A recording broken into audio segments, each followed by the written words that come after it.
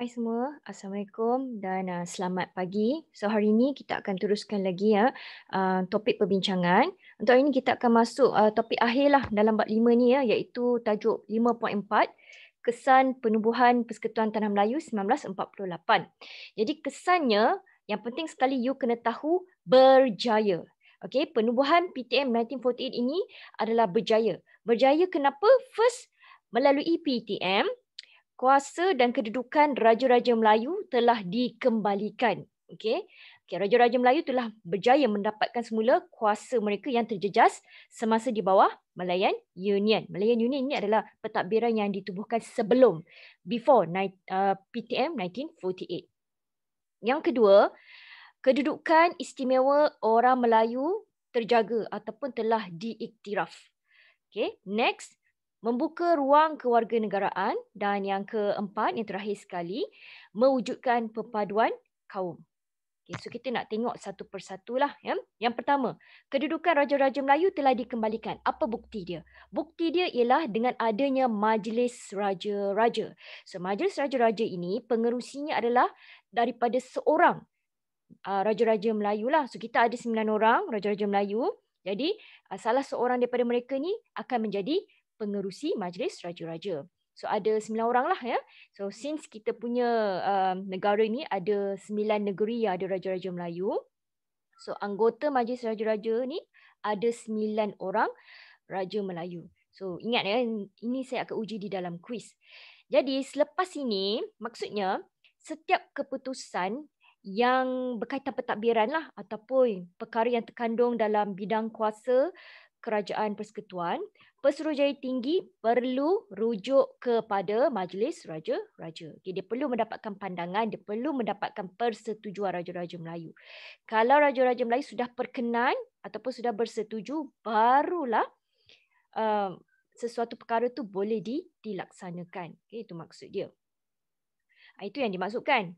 Raja-Raja Melayu punya kuasa telah dikembalikan. Maksudnya Raja-Raja Melayu sekarang ini sudah membuat keputusan di dalam pentadbiran. Ya. Seterusnya, menjaga kedudukan istimewa orang Melayu. Nah, orang-orang Melayu di bawah Persekutuan Tanah Melayu 1948, kedudukan telah diiktiraf. Okay? Kedudukan istimewa telah diiktiraf. So, ini tidak bermakna kaum-kaum lain itu telah dipinggirkan.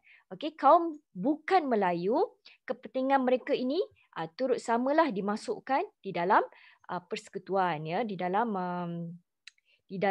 perjanjian lah, ya. Keputusan ataupun kepentingan sah kaum lain tu turut diiktiraf, ya. Seterusnya, membuka ruang kewarganegaraan. Sekarang ni di bawah PTM 1948, orang bukan Melayu berpeluang menjadi warga negara lah. Okay, melalui permohonan, melalui pendaftaran. Ada syarat-syarat dia ni kita dah bincangkan di dalam ciri-ciri Persekutuan Tanah Melayu 1948 last week, ya, minggu lepas. Dan orang Melayu sebagai penduduk asal diberikan kedudukan istimewa. Okay, dan last kali, mewujudkan kerjasama kaum. Melalui Persekutuan Tanah Melayu 1948, satu jawatan kuasa khas telah ditubuhkan iaitu jawatan kuasa hubungan antara kaum. Now, this is very important, ya. So jawatan kuasa hubungan antara kaum ini ataupun turut dikenali sebagai CLC, terdiri daripada pelbagai kaum. Ada orang Melayu, ada orang Cina, ada orang India, ada orang Serani, ada orang Sing, ada orang British, ya, ada pegawai British pun terlibat samalah. So CLC ini telah duduk berbincang dan lalu mereka ni telah menghasilkan hasil daripada rundingan tu terdapat beberapa cadangan lah, ya, yang telah dihasilkan. So kebanyakan daripada cadangan hasil daripada perbincangan CLC ini telah dimasukkan dalam usul perundangan, ya. Jadi kita bolehlah katakan CLC ini bukti bahawa telah wujud ataupun persefahaman antara pemimpin pelbagai kaum telah berjaya dipupuk ataupun diwujudkan. So, bila sudah ada perpaduan kaum, maka ini telah menjadi perintislah ataupun membuka jalan ataupun memudahkan proses yang seterusnya iaitu untuk mendapatkan kemerdekaan negara melalui pembentukan Perlembagaan Tanah Melayu 1957. So, bila ada kerjasama kaum, mudah untuk kita mendapatkan ataupun merundingkan mengenai kemerdekaan negara. Okey. Dan kesimpulan yang kita boleh pelajari daripada topik ini adalah pentingnya ada kerjasama, dan the next one is tolak ansur antara kaum untuk kesejahteraan negara. So perlu ada kerjasama dan tolak ansur antara kaum. So itu saja untuk hari ini. Terima kasih kerana mendengar. Kita jumpa lagi pada minggu hadapan.